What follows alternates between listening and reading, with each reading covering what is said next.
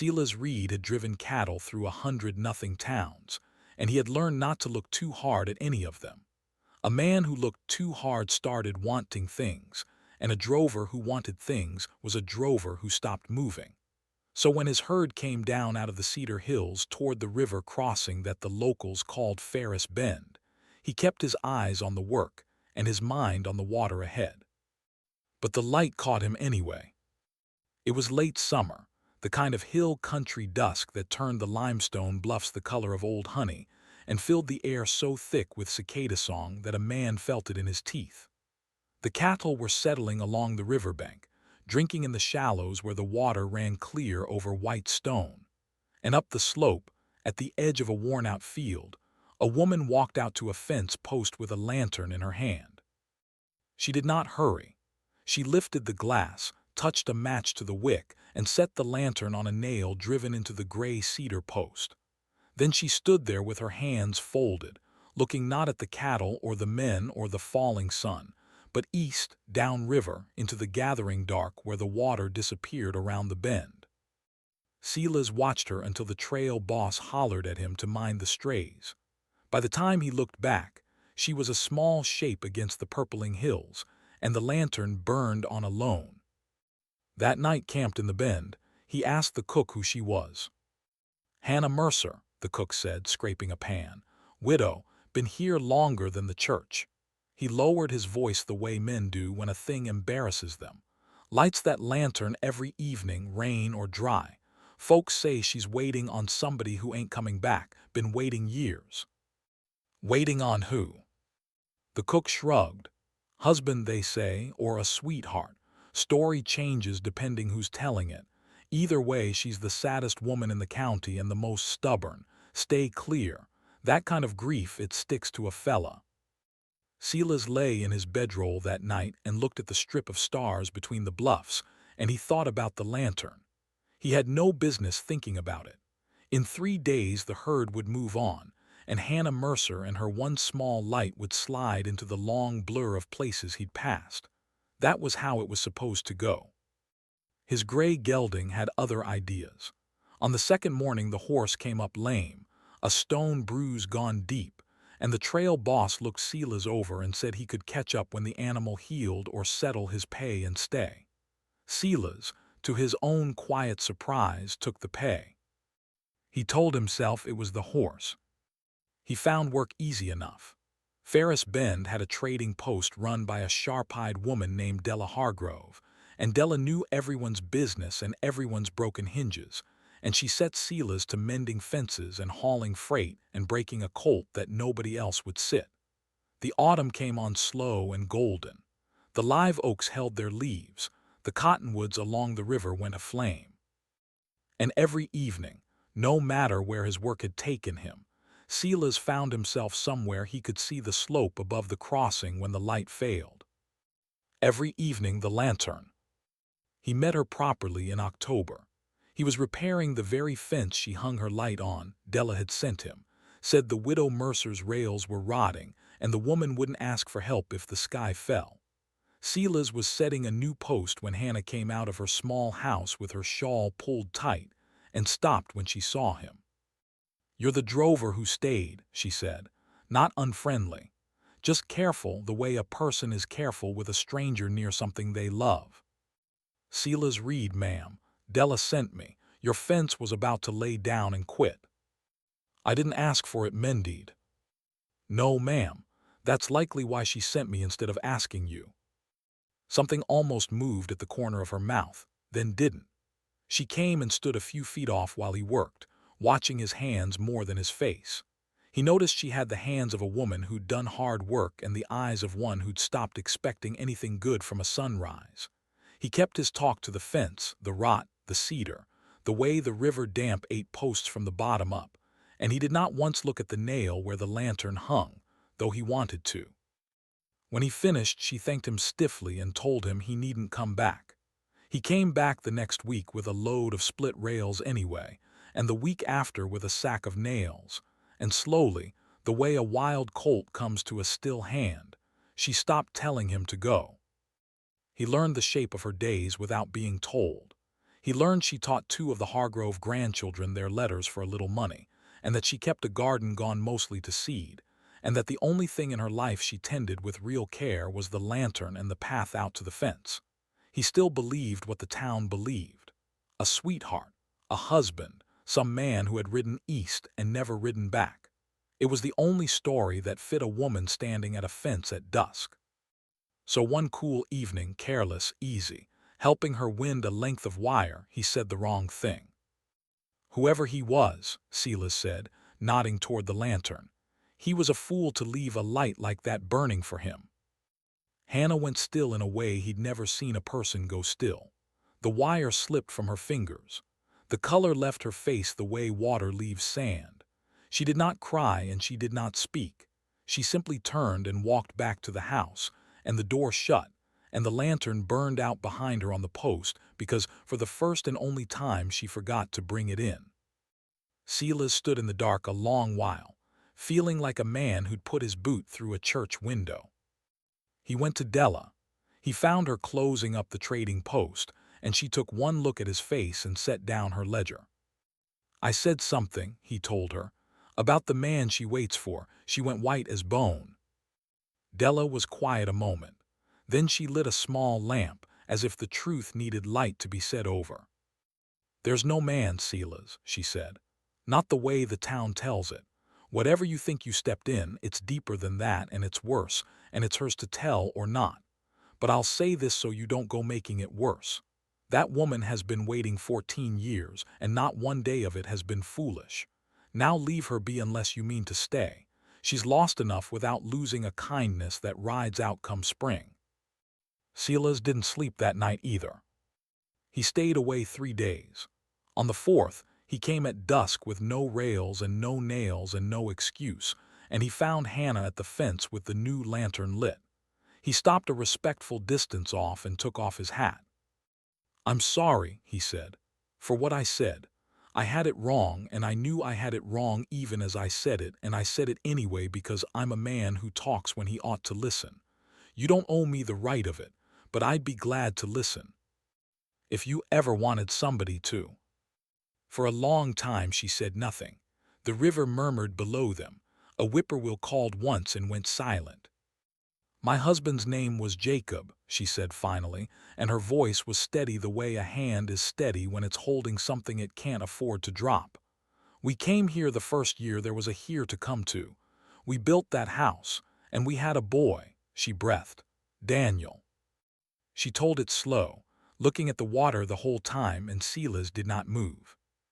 "There was a storm, 14 years back in the spring. You don't know these rivers, Mr. Reed, you've only seen them gentle.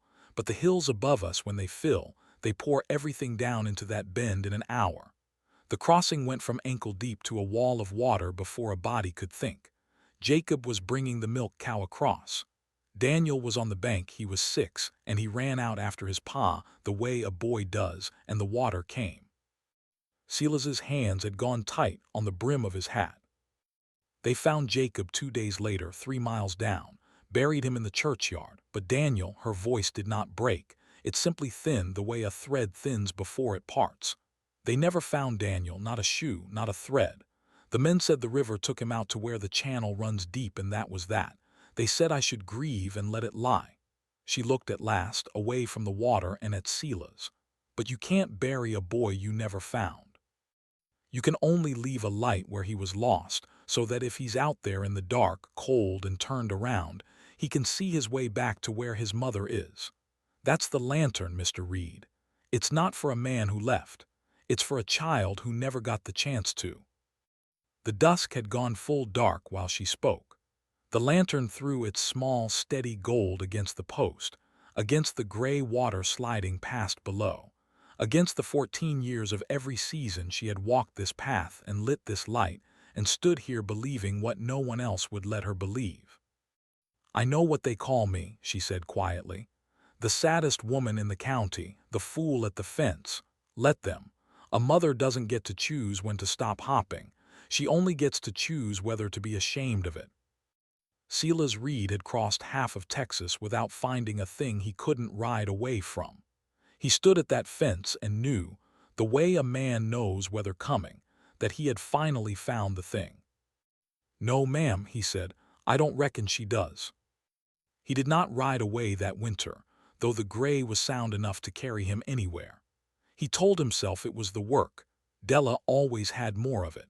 But the truth was the lantern had got into him, and the boy lost in the river had got into him, and Hannah Mercer standing faithful against the dark had got into him deepest of all. Then came the cattle run that changed everything, and Sila's wasn't even looking when it did. A rancher 40 miles south, down where the river widened and slowed, needed hands to move stock to the railhead before the worst of the cold. The pay was good and Sila's took it, 3 weeks gone over the new year.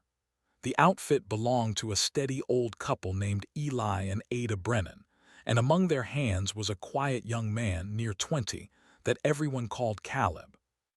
Sila's wouldn't have marked him at all but for 2 things.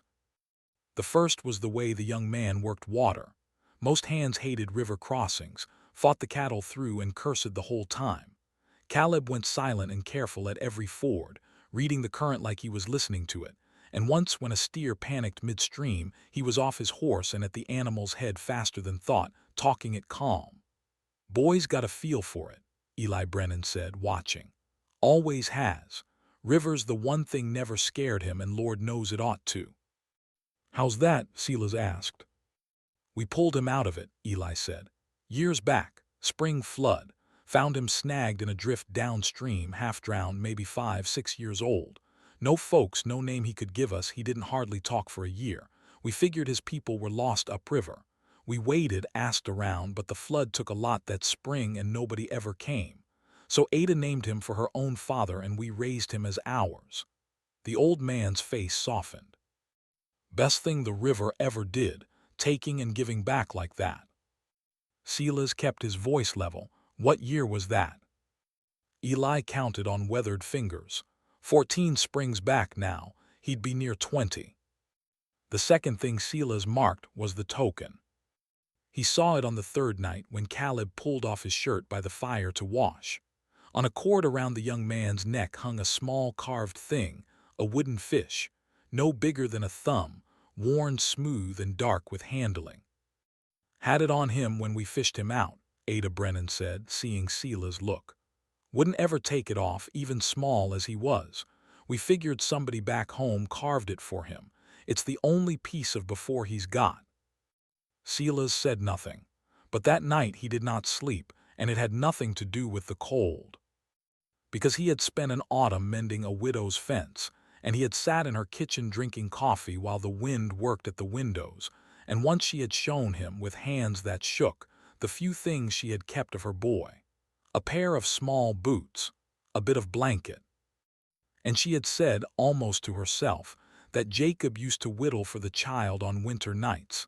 Little animals, mostly, but the boy's favorite, the one he wouldn't be parted from, had been a fish, because Daniel had loved to watch them in the clear water at the crossing.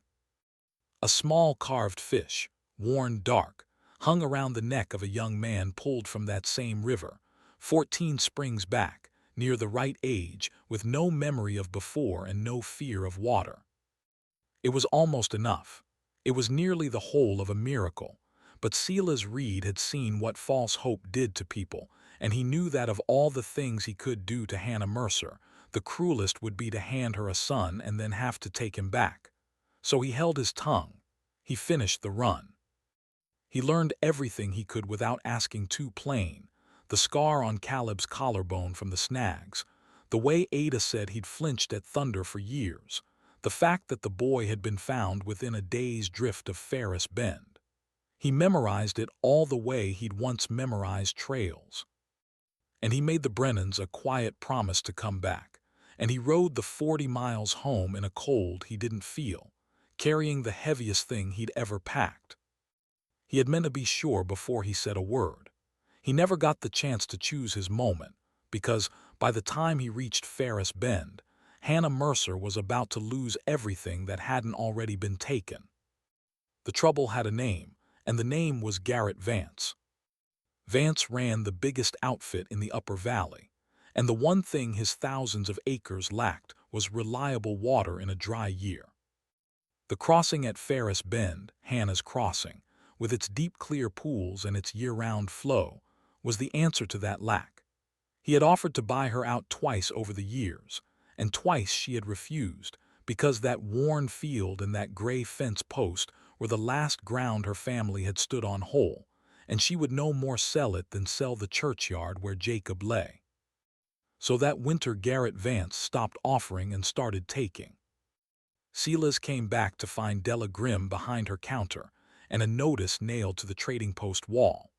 Vance had gone to the county and filed a claim, argued that the Mercer parcel was improperly deeded from the settlement years, that the widow had let it fall to ruin, that a grieving woman alone and known countywide for her strange vigil was plainly unfit to hold land so vital to the valley's stock. There would be a hearing. Vance had a lawyer from the city and the ear of 2 of the 3 commissioners, and everyone in Ferris Bend knew how these things went when a rich man wanted a poor woman's water. Silas found Hannah at the fence that evening, lantern lit, standing straighter than the news should have let her. "He thinks the grief makes me weak," she said before he could speak. "He thinks a woman who waits at a fence won't fight. He's going to learn different." "He is," Silas agreed, "because he's not fighting you alone." She turned and looked at him then, really looked, and he saw her see what he hadn't yet said, that the drover who was supposed to ride out come spring was standing here in the dead of winter talking about a fight that wasn't his. "You don't have to," she said. "This isn't yours to lose." "No," Silas said. He turned his hat in his hands, that old nervous habit. "But I'm tired, Hannah. I've spent my whole life riding away from things before they could turn into something. I'm near 40 and I've got a lame horse, a saddle, and not 1 square foot of ground that's mine. And every place I've ever been is just a place I left." He made himself meet her eyes. "I don't want to leave this one. I don't want to leave you. I'm not asking you for anything you can't give. I'm only telling you I mean to stay, and I mean to stand with you in that hearing, and after it, however long after it takes, if you'll have me here." The river ran on below them. The lantern burned between them. "I'm not a woman who has anything left to give a man," she said quietly. "Most of me's been standing at this fence for 14 years. "Then I'll stand at it with you," Silas said. "I've gotten right fond of the view." She didn't say yes. She didn't say no. But she didn't tell him to go, and when he walked her back to the house she let him carry the lantern, and that was the first time in 14 years the light had been in any hand but hers, and neither of them said a thing about it because both of them knew exactly what it meant. He still didn't tell her about Caleb. He couldn't, not yet, not with everything balanced on a knife the way it was.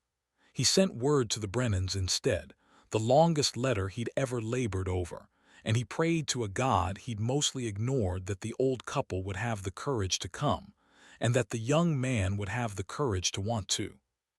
The day of the hearing came at the cold tail of winter, with the first wild plums just thinking about blooming on the hillsides. The county building was full. Garrett Vance sat at the front in a good coat with his city lawyer, and he did not look at Hannah, the way men don't look at a thing they've already decided is theirs. The lawyer spoke smooth and long. He spoke of progress and water and the good of the valley. He spoke of a deed gone vague in the settlement chaos. And then, careful as a man laying a trap, he spoke of Hannah herself, of the lantern, of the years of waiting, of a poor unfortunate woman so lost in her grief that she walked out every single night to a fence to wait for the dead. Was this, he asked the room gently, a person fit to be trusted with the lifeblood of the valley? Was it not a kindness, even, to relieve her of a burden that so plainly kept her chained to her sorrow? Silas felt Hannah go rigid beside him. He put his hand over hers under the table and held it. Then Della Hargrove stood up without being asked. She was not a woman the commissioners could wave down. She had sold them their flour for 20 years. She told them, plain and loud, exactly who had cleared that field and built that house and stood off 2 droughts on it, Jacob Mercer and his wife, with their own hands, before Garrett Vance owned a single head of cattle. She told them the deed was as good as her own, and she'd witnessed it. And then she told them, with her voice shaking for the first time, what the lantern actually was, and the smooth city story of the foolish grieving widow came apart in the room like wet paper. "You call it a sickness," Della said, "standing watch for a lost child. In my country we call it a mother, and there's not a one of you with a soul that let a rich man take her last ground and call it mercy." The room had gone very quiet. It was into that quiet that the door at the back came open. Silas turned with everyone else. Eli and Ada Brennan stood in the doorway in their good clothes, hats in their hands, looking like plain country folk who'd come a long way and weren't sure of their welcome. And between them stood a young man, near 20, brown from the sun and still as deep water, with a small carved wooden fish hanging on a cord at his throat. Silas heard Hannah's breath stop. He had never told her. She had no idea who these strangers were, why a drover had brought ranch folk to her land fight, why her own heart was suddenly slamming at the sight of a boy she'd never met. She only knew, the way only a mother could know, that something in the shape of that young man's shoulders and the set of his head reached into a place in her that had been shut for 14 years. The young man crossed the room slowly, looking at no one but her. He stopped in front of the table. Up close, his eyes were Jacob's eyes, and his hands were Jacob's hands, and around his neck hung the little fish that a father had carved on a winter night for a boy who loved to watch them in the clear water at the crossing. "They told me," Caleb said, and his voice was rough, unpracticed at this. "They told me a man came south and asked questions about a flood, about a boy they pulled out of the river." He swallowed. "I don't remember much, ma'am. I was little. I've been trying the whole ride up and I can't make my head give it back." His hand rose to the carved fish without his seeming to know it did. "But I remember water you could see the bottom of, and I remember a light. I used to dream about a light by the water, and I never knew what it was, and it scared me and it didn't, both at once." He looked at her, lost and hopping. A grown man and a frightened boy in the same breath. "Was it yours, the light?" Hannah Mercer rose from her chair. She came around the table on legs that shouldn't have held her. She reached up with both hands, trembling, and closed them around the small, worn fish at his throat. And she made a sound Silas had never heard a human being make, a sound that was 14 years of every season pouring out at once. "It was mine," she whispered. "Daniel, it was always mine. I left it lit every night so you could find your way home." And the boy, who had no memory of his mother, put his arms around the woman who had never once stopped waiting for him, and held on as if the river were still trying to take him. And over his shoulder, his weathered eyes found Silas Reed and asked a question, and Silas only nodded, because there were no words left anywhere in that room. Garrett Vance and his lawyer left without a word being spoken to them. There was no need. You cannot take a woman's last ground out from under her in front of a county that has just watched the dead come walking home. The commissioners ruled for Hannah before the noon bell, and the crossing stayed Mercer land, and no one in Ferris Bend ever again called Hannah the saddest woman in the county. They called her the luckiest. She would tell you they were both right, and that the two had never been as far apart as people thought.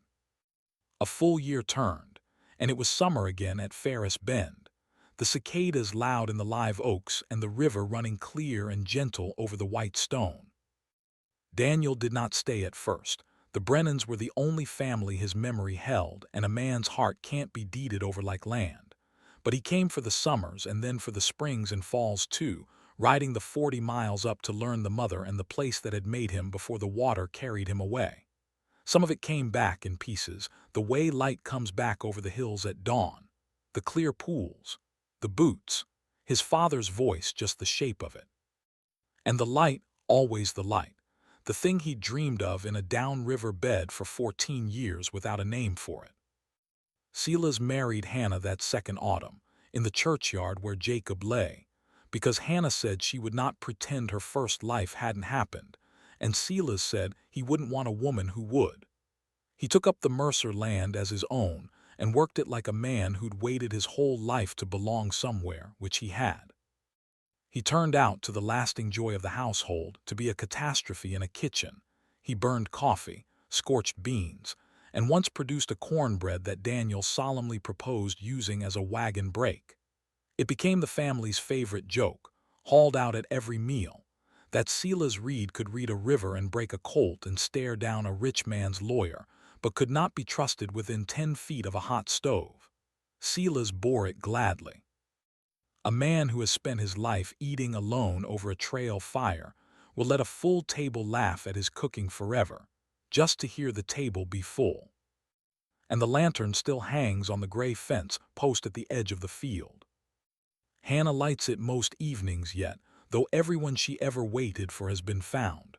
Daniel asked her once, that first summer, why she still bothered, now that the dark had given back what it took.